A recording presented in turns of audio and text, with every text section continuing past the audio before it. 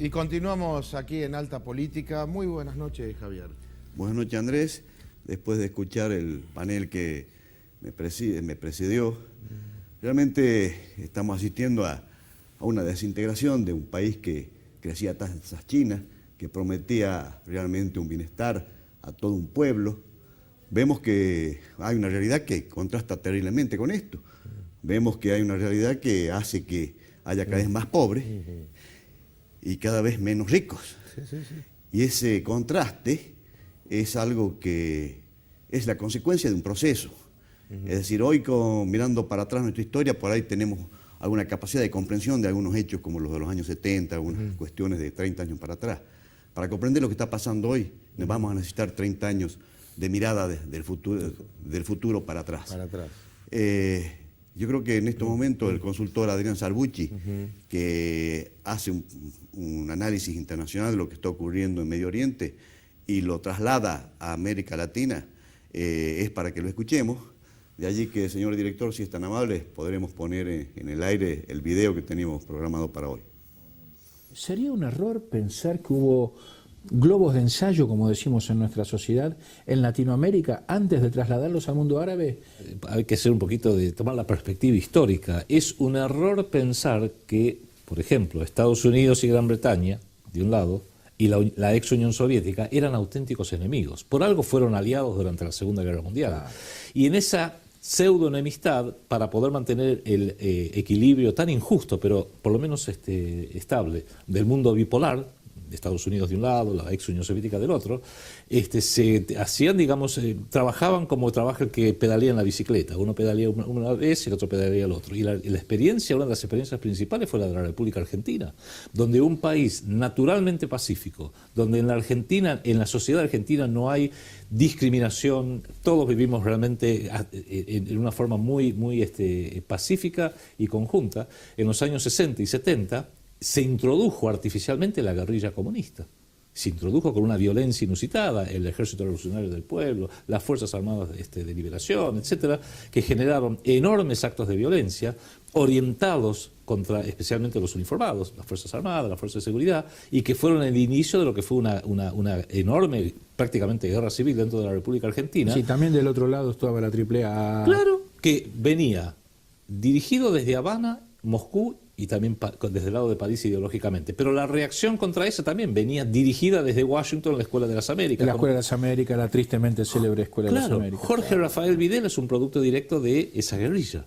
Y en alguna medida no nos dimos cuenta, creo que algunos ya nos damos cuenta con la perspectiva histórica, que fuimos utilizados como una suerte de campo de prueba, a ver cómo se puede llevar a controlar a esto, cómo se pueden ingenierizar insurrecciones para después poder justificar que venga un gobierno militar adicto. Nosotros pensamos que no fue casualidad, porque lo mismo ocurrió en Brasil, en Uruguay, en Chile anteriormente, Bolivia primero, es decir, era toda la región la que estaba... Generar una situación de violencia para justificar la imposición de un gobierno adicto, en este caso, a las estructuras de poder. Que en los años 60 y 70 no era mal visto que fuera un golpe militar, hoy ya es mal visto. Entonces, en alguna medida, lo que hoy buscan es generar situaciones internas de convulsión que justifiquen imponernos a través de la democracia, lo digo entre muchas comillas, gobiernos adictos a ellos, que en alguna medida es el método que utilizan hoy en día en todos los países, que es la de imponer gobiernos que no son gobiernos soberanos, sino que son una suerte de gerenciadores, son gerentes generales. Es más, si uno redefine el puesto de la presidenta de Argentina o el presidente de Estados Unidos, Obama, como un gerente general, ahí empiezan a calarse las cosas, porque si Obama es el gerente general de Estados Unidos, Cristina Kirchner es la gerenta general de Argentina y Piñera es el gerente general de Chile, eso nos arrastra a hacernos dos preguntas. ¿Quiénes son los miembros del directorio? Y por encima del directorio, ¿quiénes son los accionistas de la República Argentina, de la República de Chile o de Estados Unidos, que son los verdaderos dueños y entre esos grupos de fascinerosos que están tratando de derivar el gobierno de Siria, está Al Qaeda. Y la propia Hillary Clinton en Fox News y en CNN en los últimos 2 años ha admitido que somos nosotros, Estados Unidos, los que creamos Al-Qaeda y los talibanes, porque lo hicimos para ayudarlos a sacarse de encima la invasión soviética de los años 80. Bueno, ahí y está. ahora lo sabemos. Al-Qaeda surge de una creación de la CIA y del MI6, que son los servicios secretos de Estados Unidos y Gran Bretaña. Inglaterra, claro. Y Gran Bretaña. Inglaterra, sí, perdón. Acá hay una realidad. Cuando uno es miembro de un servicio secreto, nunca se va. La masonería, los servicios secretos norteamericanos y la mafia, para citar, son 3 organizaciones que una vez que usted es miembro, solo sale con los pies para adelante. De manera que nadie puede decirnos ya Al-Qaeda no es más parte de la CIA. Sigue siendo parte de la CIA, sigue siendo un asociado creado por la CIA inconfesable, pero siguen operando para ellos. Presten atención a la forma en que confiesa que ellos crearon Al-Qaeda. So if you think if we walked away from this, didn't give them money today, it would be worse for us from a security standpoint. I do.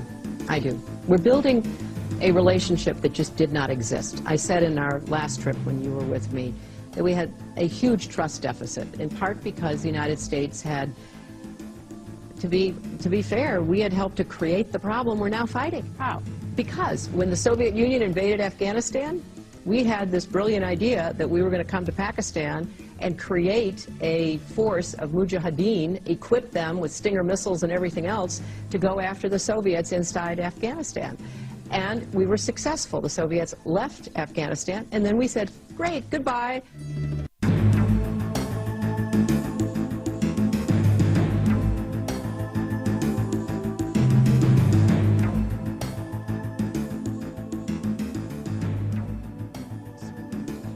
In the name of God, the compassionate, the merciful. El imperio o este grupo de poder que usted define siempre necesita de un opositor, ¿no es cierto?, para justificar su propia existencia y seguir operando.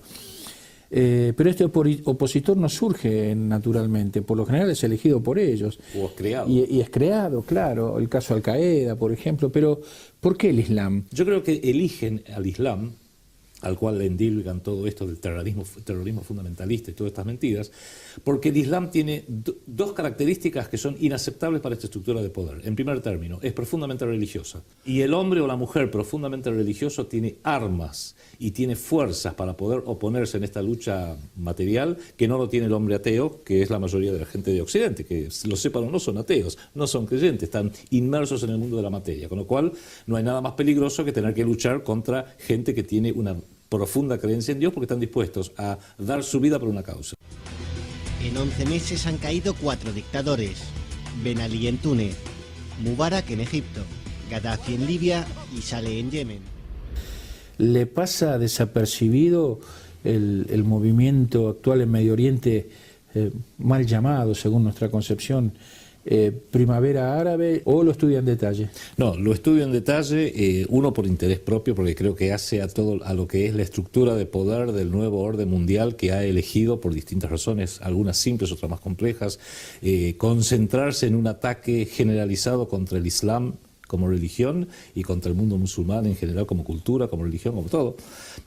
Creo que innegablemente lo que es la mal llamada primavera árabe es meramente una nueva forma, muy compleja por cierto, de hacer la guerra, que es la forma más burda, es la invasión directa, como le pasó a Irak en el año 2003. Esto es directamente ingenierizar insurrecciones internas en los países, según las características de cada uno de ellos, aprovechar a veces que hay falencias, que hay asignaturas pendientes sociales reales y genuinas, coparlas, casi diría asaltarlas, tomar ventaja de ellas y llevarla para otros fines. Para eso está la CIA, como uno de los operadores de inteligencia más importantes, el MI6 británico, el Mossad israelí, desde luego, que uno podría decir, bueno, son los servicios de inteligencia de grandes potencias, pero también están otras que ni ellos mismos quieren admitir, como Al-Qaeda, como los carteles de la droga en otras partes del mundo, ya no solamente en Medio Oriente, que son reclutados por ellos para aprovecharlos para ingenierizar esas insurrecciones que luego tienen como mínimo, en la base mínima, el efecto de erosionar la soberanía de esas naciones, con lo cual los debilita. Y en la máxima es justificar, entre comillas, la invasión y la destrucción, claro, como fue en el caso de Libia, que en base a un conjunto, a una serie de perversiones, de mentiras... Bueno, habría que ver dónde está la democracia hoy en Libia, ¿no? No existe. Que fue dividido en 3 zonas, el país, sí, por supuesto. la Cirenaica... Se están matando Fustan. entre ellos incluso, pero han dejado decenas, cientos de miles de muertos probablemente, y tenemos un caso donde, probablemente uno de los únicos en la historia, donde se ejecuta al jefe de Estado de una nación, el coronel Muammar Gaddafi, a sus hijos, algunos de ellos, y a sus nietos, y se hace por televisión y pareciera que al mundo occidental eso fue una noticia del momento. E incluso tuvimos el caso donde Hillary Clinton, cuando se enteró de esto, largó una carcajada al aire por televisión. Ella misma dijo, cuando se enteró, está grabado en la cadena CBS, vimos y se murió. Y hace así y se ríe. O sea, la secretaria de Estado de Estados Unidos matándose de la risa porque han asesinado en televisión, casi diríamos en vivo y en directo, al jefe de Estado, al legítimo jefe de Estado de otra nación.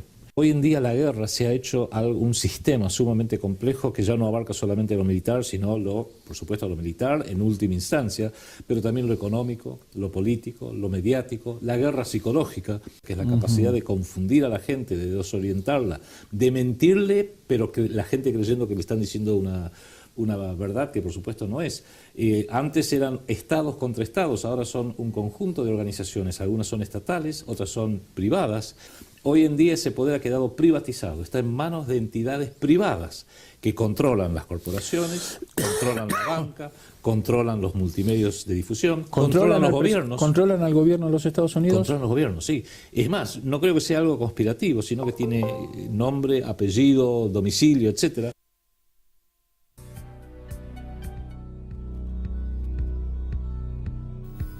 Bueno, Javier, realmente contundente, ¿no? Te felicito por una tarea de haber compilado esta información que lo venimos haciendo a lo largo de estos programas. Recordaba yo también cuando mostraban ahí la ejecución a Gaddafi, cuando mostraban la ejecución a Saddam Hussein también, ¿no? Ahorcado, una Así cosa también siniestra, realmente tremendo, y cómo se lo vende al occidente como un triunfo, entre comillas, ¿no? Entre comillas, de los países libres y generosos, ¿no? De la tierra. La lucha contra el mal. ¿No? Y la lucha contra el mal.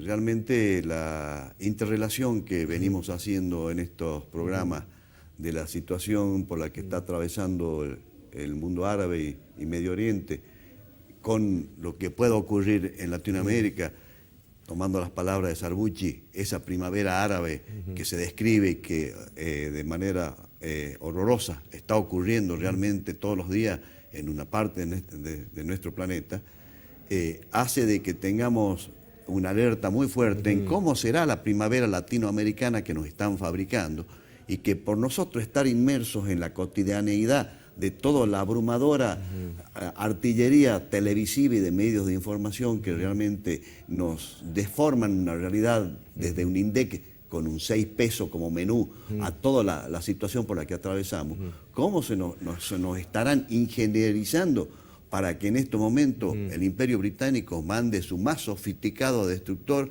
a Malvinas, y acaba de llegar, ya ayer tuvimos la noticia que ya está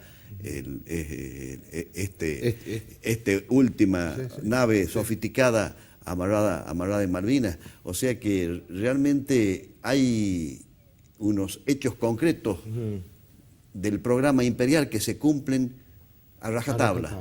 Más allá de las lacrimosas críticas que podamos hacer nosotros ante los organismos internacionales, se va cumpliendo internacionalmente a rajatabla eso. Internamente en el país se va cumpliendo a rajatabla también una situación en estos momentos de distorsión en el norte argentino con un movimiento Tupac Amaru en el cual conforman una entidad separada poco a poco del resto de la provincia y del resto de la nación, ¿no? Javier, y a todo esto, digamos, por eso digo a veces esas políticas también de crispación, como puede ser inclusive hasta la reforma del Código Civil, que también altera, ¿no?, de alguna manera parte de nuestra idiosincrasia argentina. Es parte también quizá de ese sistema de destrucción que no sabemos de dónde viene y quién lo coordina y maneja. Muchísimas gracias. Nosotros nos tenemos que despedir, como todos los días martes, agradecidos a la gente de Orán, Rosario de la Frontera y a todos los que a lo largo y a lo ancho de Salta nos mandan sus mails y sus mensajes nos sirven a todo el equipo de producción para seguir haciendo este programa de Arte Política que, como decimos siempre al principio, trata de echarle un poco de luz a la noticia para que usted y entre usted y nosotros podamos ir construyendo esa república que tiene que tener como premisa el respeto a la Constitución, a la ley y tener a Dios como fuente de toda razón y justicia. Nos volvemos a ver, si os quiere, el martes próximo aquí en la señal 2 de Cablevisión.